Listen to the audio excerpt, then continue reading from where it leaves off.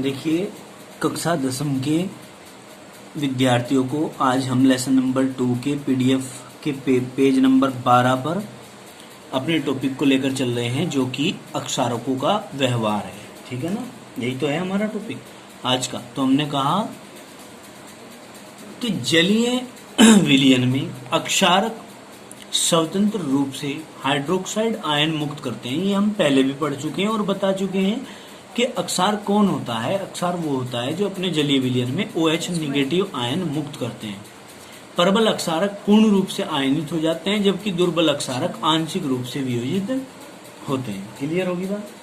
जो प्रबल अक्षारक होंगे वो तो पूर्ण रूप से आयनित हो जाएंगे, टूट जाएंगे प्लस माइनस में पूर्ण रूप में, और जो दुर्बल होंगे वे थोड़े थोड़े टूटेंगे, यानी कि उनकी कुछ मात्रा आयनित या वियोजित हुए बिना रह जाएगी। ठीक है, जैसे यहाँ पर दिया NaOH इजिकल टू Na, यहाँ पे लिखो पॉजिटिव एक्वस सॉल्यूशन में और OH निगेटिव एक्वस सॉल्यूशन में, यानी कि जलीय विलयन में Na प्लस और OH माइनस आपको प्राप्त होंगे। क्लियर?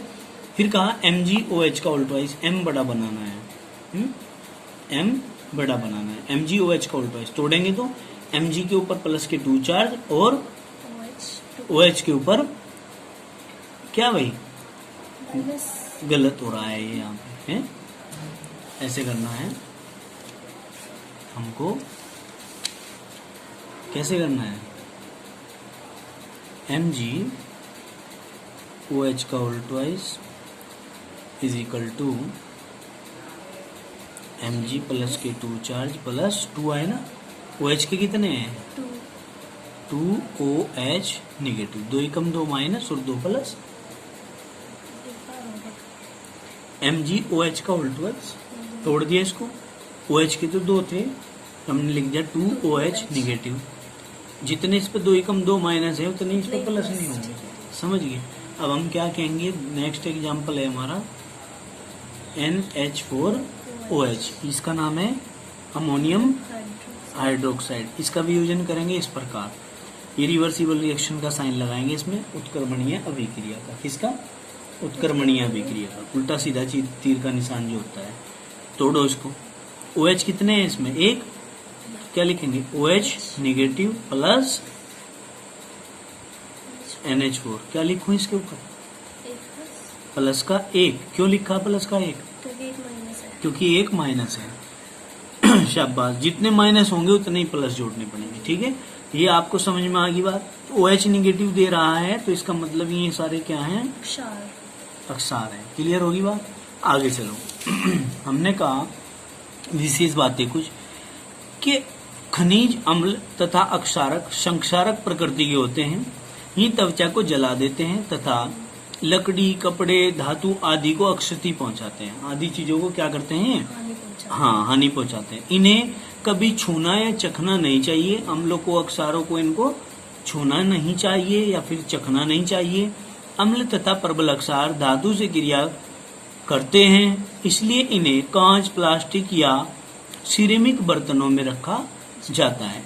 इसलिए ये धातु से क्रिया ना कर सके, इसलिए हम इन्हें धातु के बर्तनों के अंदर नहीं रखते। हम इन्हें प्लास्टिक वगैरह की बोतलों के अंदर, कांच की बोतलों के अंदर रखते हैं, जिससे कि ये क्रिया ना कर सके। समझ में आई बात? अब आगे चलते हैं।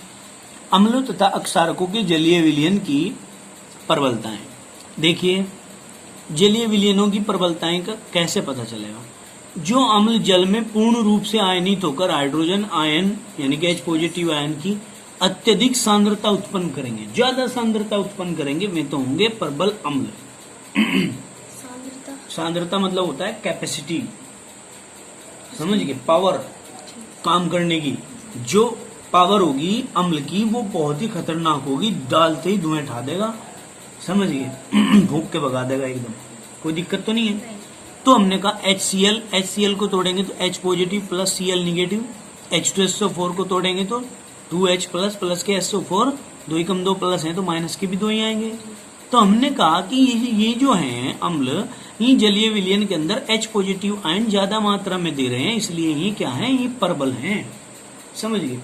अब हमने कहा अब जो प्रबल अम्ल होता है उसको हम कहते हैं सांद्र अम्ल, जिसकी कैपेसिटी ज्यादा होती है, और जिसकी कम होती है उसको कहते हैं हम डाइल्यूट, तनु, ठीक है ना।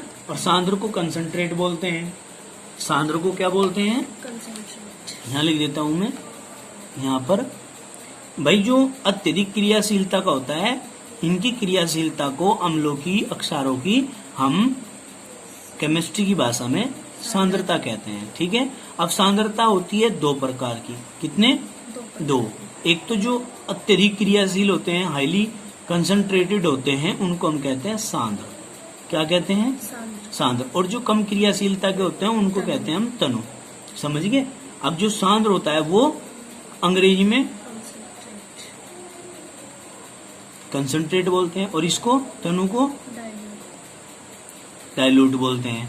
कंसंट्रेट को शॉर्ट में हम CON डॉट लगा देते हैं और इसको हम DIL डॉट लगा देते हैं। ये जो कंसंट्रेट होता है ये तीव्र क्रियाशील होता है और ये मंद क्रियाशील होता है। तनु जो होता है वो मंद क्रियाशील होता है। बताओ, इतनी बातों का पता चल गया क्या? ध्यान रहेंगी ये बातें, भूलना मत कभी इनको, ठीक। अब देखो, हमने कहा जब किसी अम्ल को तनु किया जाता है, तनु करने के लिए क्या करना? सांद्र है, तनु कर रहे, तो हम उसकी हाइड्रोजन आयन कंसंट्रेशन घटाएंगे। वो कैसे घटाएंगे? वाटर मिलाते रहेंगे, उसके अंदर बूंद बूंद करके वाटर मिलाते रहेंगे, तो वो तनु हो जाएगा। क्या कहेंगे? जब किसी अम्ल को तनु किया जाता है तो हाइड्रोजन आयनों की सांद्रता प्रति इकाई आयतन घटती है। प्रति इकाई आयतन घटाएंगे, पानी मिला के सांद्रता घटाएंगे उसकी। अब हमने कहा, नेक्स्ट पॉइंट क्या कहा कि जो अम्ल जल में आंशिक रूप से आयनित होते हैं तथा H पॉजिटिव आयन की कम सांद्रता उत्पन्न करते हैं, दुर्बल अम्ल कहलाते हैं। भाई दुर्बल अम्ल क्या होंगे? जो H पॉजिटिव आयन कम देंगे घुलने पे। समझ में नहीं आई बात? भाई थप्पड़ जोर से मारा, झन्नाटे ठा दिए, तो समझ लो सांद्र थप्पड़ लगा। और जो हल्का सा वैसे ही चल क्या कर रहा है, वैसे ही नाम चारा सा कर दिया, तो वो तनु है नहीं। तो हमने क्या कहा कि थप्पड़ भी अगर लगे तो सांद्रता से लगे, बढ़िया बढ़िया सांद्रता से लगना चाहिए। झन्नाटे उड़ जाए, करंट सा दौड़ जाए पूरे शरीर में, ठीक है नहीं। सिट्टी बजे कान के अंदर थोड़ी देर, तब पता लगता है कि हाँ थप्पड़ लगाया, तो हम कहेंगे बढ़िया सांद्रता का थप्पड़ मारा भाई, है नहीं। तो तुरंत समझ जाएगा भाई केमिस्ट्री का व्यक्ति है ये। एक सेकंड, तो देखो हमने क्या बताया यहाँ पे कि आयनों की कम सांद्रता उत्पन्न करते हैं, दुर्बल अम्ल कहलाते हैं। जैसे ये एसिटिक एसिड है CH3COOH, इसको यदि वियोजन करेंगे तो CH3COO निगेटिव एक्वस सॉल्यूशन में plus H positive aqueous solution, मतलब जलीय विलयन में एसीटेट आयन और हाइड्रोजन आयन के रूप में ये दान देता है, अलग अलग हो जाता है, ठीक है। तो ये कहने का मतलब है हमारा कि H पॉजिटिव आयन का जो इसमें मात्रा आएगी वो कम मात्रा आएगी, पूर्ण रूप से नहीं टूट पाता है, तो इसलिए इसको हम दुर्बल अम्ल कहते हैं। क्या कहते हैं? दुर्बल अम्ल। हाँ, अब बात आती है जल का वियोजन। जल का वियोजन क्या होता है? ये इंपॉर्टेंट टॉपिक है तुम्हारा, जल का वियोजन। देखो, इसको हम डिसोसिएशन ऑफ वाटर कहते हैं। क्या कहते हैं? Dissociation of water. देखो, जल एक उभयधर्मी यौगिक है। कैसा? उभयधर्मी। मतलब उभयधर्मी क्या होता है? उभयधर्मी उसको कहते हैं जो अम्लों और अक्षारों दोनों की भांति व्यवहार कर सकता है या दोनों के साथ एक क्रिया कर सकता है। समझिए, कॉमन बोल लो जिसको। तो यह अति अल्प मात्रा में वियोजित होकर H पॉजिटिव आयन तथा OH निगेटिव आयन देता है। देखो H प्लस भी दे रहा, OH माइनस भी दे रहा।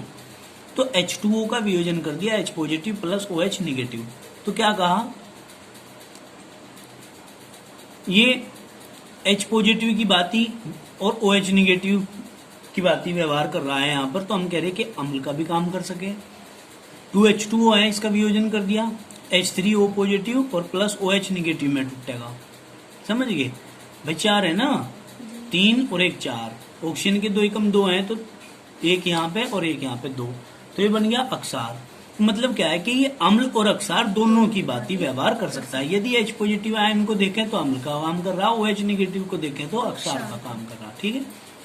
शुद्ध जल में H positive ion OH negative ion की सांद्रता होती है मोलों की संख्या बराबर होती है। जितने H पॉजिटिव होंगे उतने ही OH निगेटिव होंगे, ठीक। अतः जल उदासीन होता है। कैसा होता है? उदासीन। फिर हमने क्या कहा? उदासीन विलयन में H पॉजिटिव आयनों की संख्या बराबर होगी OH निगेटिव आयनों के। ठीक। अम्लीय विलयन में H पॉजिटिव का मान ज्यादा होगा OH निगेटिव से। अम्लीय विलयन में तो H पॉजिटिव हो जाता, और अक्षारीय विलयन की बात करते हैं तो H पॉजिटिव का मान कम होगा OH निगेटिव से। हाँ, यानी कि OH निगेटिव का मान ज्यादा होगा। समझ गए? अब पॉइंटों को पढ़ो और ध्यान में इनको बसाओ अच्छी तरह कि क्या बात हमें बताई जाएगी। जब H पॉजिटिव तथा OH निगेटिव आयनों की सांद्रताएं समान होती हैं, जब बराबर होंगी, ये बात, ये वाली, ठीक, बराबर होंगी, तो विलयन उदासीन होगा। कैसा होगा? उदासीन। जब जल में किसी अम्ल को घोला जाता है तो यह वियोजित होकर H पॉजिटिव आयन उत्पन्न करता है। अम्ल के जलीय विलयन में H पॉजिटिव आयनों के साथ साथ OH निगेटिव आयन जल से भी प्राप्त होते हैं। क्या कहा भाई? दोबारा देखो, जब किसी जल के अंदर किसी अम्ल को घोला जाता है तो यह वियोजित होकर H पॉजिटिव आयन उत्पन्न करता है। अम्ल के जलीय विलयन में H पॉजिटिव आयनों के साथ साथ OH निगेटिव आयन भी होते हैं, परंतु अम्लीय विलयन में H पॉजिटिव आयनों की सांद्रता OH निगेटिव आयनों की सांद्रता से अधिक होती है। ठीक है? नहीं, अम्लीय विलयन के अंदर क्या होगा? H पॉजिटिव आयन ज्यादा होंगे OH निगेटिव आयनों से। ठीक। दूसरा, जब किसी अक्षार को घोला जाता है जल में तो क्या होता है? फिर OH माइनस आयनों की ज्यादा होगी। तुम कहेंगे तो वह वियोजित होकर OH निगेटिव आयन देता है। अक्षार के जलीय विलयन में OH निगेटिव आयनों के साथ साथ H पॉजिटिव आयन जल से भी होते हैं, मतलब H पॉजिटिव आयन जो है कम मात्रा में होंगे OH निगेटिव आयनों से। समझ में आई बात? विलयन में OH निगेटिव आयनों के साथ साथ H पॉजिटिव आयन भी जल में होंगे, परंतु अक्षारीय विलयन में OH निगेटिव आयनों की सांद्रता अधिक होगी। कहने की बात यह है। समझ गए? अब आगे चलो। नेक्स्ट क्या कहा इन्होंने? एक सारणी दी है यहाँ पर, इसमें बताया कि अम्ल कैसा है कैसा नहीं है। प्रबल अम्ल कौन सा है, दुर्बल अम्ल कौन सा है। देखो, प्रबल अम्ल H2SO4, HCl, HNO3, ये तो हैं प्रबल अम्ल। क्यों हैं? क्योंकि ये जलीय विलयन में पूर्ण रूप से वियोजित होकर H पॉजिटिव आयन देते हैं। दुर्बल अम्ल की बात करें, CH3COOH, H2CO3 और टार्टरिक अम्ल, ये दुर्बल अम्ल के अंदर आते हैं। क्यों? क्योंकि ये जलीय में वियोजित होकर के पूर्ण रूप से H पॉजिटिव आयन को डोनेट नहीं कर सकते। क्लियर होगी बात? अब आगे देखो, प्रबल अक्षार कौन से हैं? KOH, NaOH, BaOH का होल ट्वाइस। क्यों है ये? क्योंकि ये जलीय विलयन में घुलने पर पूर्ण रूप से वियोजित हो जाते हैं और OH निगेटिव आयनों की मात्रा ज्यादा होती है इनकी। ठीक। बात करते हैं दुर्बल अक्षार की, NH4OH, CuOH का होल ट्वाइस और ZnOH का होल ट्वाइस। ठीक।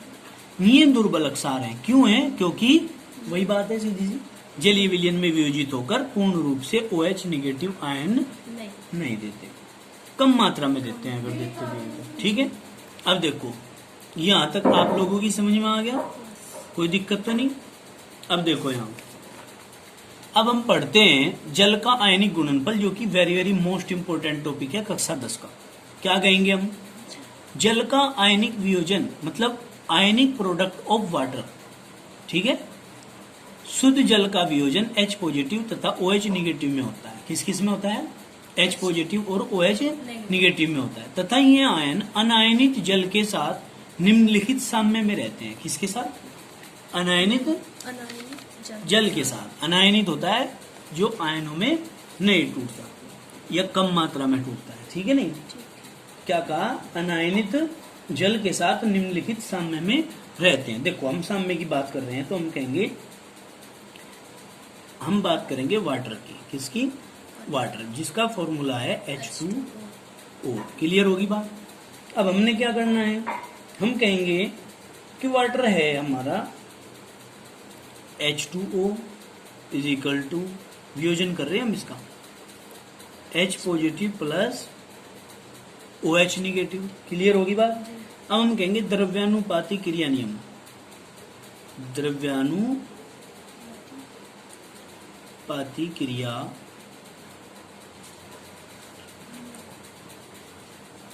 नियमानुसार। ठीक है बेटे?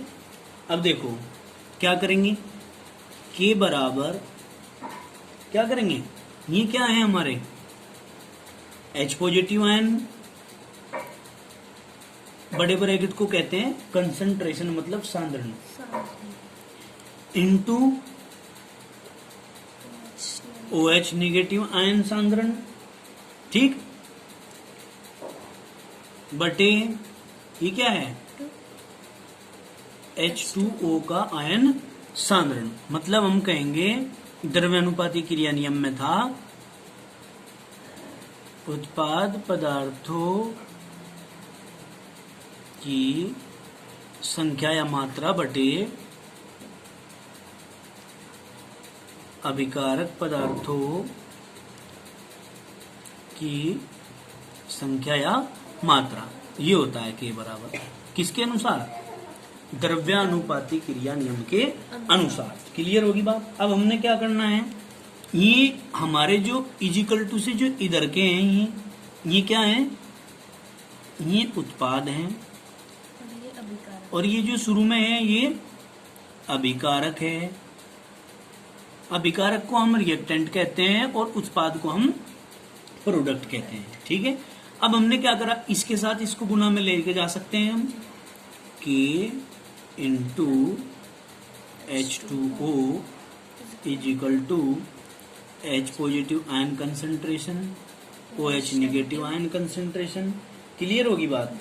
तो हम क्या कहेंगे भाई, इसको H2O को हम क्या कहते हैं, वाटर। H2O को हमने कहा वाटर, तो हम इसका पहला अक्षर भी तो ले सकते हैं, ये वर्ड ले लेते हैं हम इसका, यानी कि KW बराबर H positive ion concentration, OH minus ion concentration. Clear होगी बात। तो हम क्या कहेंगे, अतः एक बात कहेंगे, अतः 25 डिग्री सेंटीग्रेड पर क्या, 25 डिग्री सेंटीग्रेड पर जल का आयनिक गुणनफल, ये बात याद रखने की है, पता होता है इसका पहले ही, ठीक है, कंफर्म वैल्यू है ये कि जल का आयनिक गुणनफल 1 गुणा 10 की घात -14 मोल प्रति लीटर होता है। कितना होता है, मोल प्रति लीटर होता है। क्लियर होगी बात। 25 डिग्री सेंटीग्रेड पर जल का आयनिक गुणनफल कितना होता है, 1 गुणा 10 की घात -14। तो हम क्या करेंगे, KW की वैल्यू तो होती है ये, हम करेंगे H positive ion concentration into OH negative ion concentration बराबर KW की वैल्यू कितनी रख देंगे, 1 गुणा 10 की घात -14 मोल प्रति लीटर। समझ में आ गई बात। तो या आप ऐसे कर सकते हैं, यही क्या है, ये जल के आयन नहीं है क्या, H पॉजिटिव और OH निगेटिव, तो ये जल का आयनिक और ये बीच में गुणा है, तो गुणनफल नहीं हो गया, ये जल का आयनिक गुणनफल नहीं कहलाएगा। तो जल का आयनिक गुणनफल कितना, 1 गुणा 10 की घात -14 मोल प्रति लीटर। अब यदि अगर आप इसे ऐसे कर दें, H पॉजिटिव आयन कंसंट्रेशन बराबर OH निगेटिव आयन कंसंट्रेशन, यहाँ गुना में था तो इतना था, अगर बराबर में आ गया तो जस्ट अब आधा हो जाएगा, 1 गुणा 10 की घात -7 मोल प्रति लीटर, ये आपका आ जाएगा। यानी कि जल के अंदर अगर हम देखें H पॉजिटिव की तो इतनी होगी, OH निगेटिव की तो इतनी होगी, और 7 होता है, तो इसीलिए जल को हम उदासीन कहते हैं, क्योंकि pH पैमाना 7 किसके लिए आता है, उदासीन के लिए। क्लियर होगी बात। तो आज के लिए यहीं तक रहने देंगे, बाकी करेंगे नेक्स्ट टाइम, नेक्स्ट वीडियो में आप लोगों के साथ। तब तक आप हमारे साथ बने रहेंगे यूट्यूब चैनल में। हम चाहेंगे कि आप हमारे चैनल को सब्सक्राइब करें, लाइक करें, शेयर करें, ताकि हम आप लोगों के साथ प्रत्येक अपनी वीडियो में बने रहें और आसानी से इजीली मेथड से आप लोगों तक अपनी वीडियो को पहुंचाते रहें और आप लोग इसका लाभ उठाते रहें। धन्यवाद।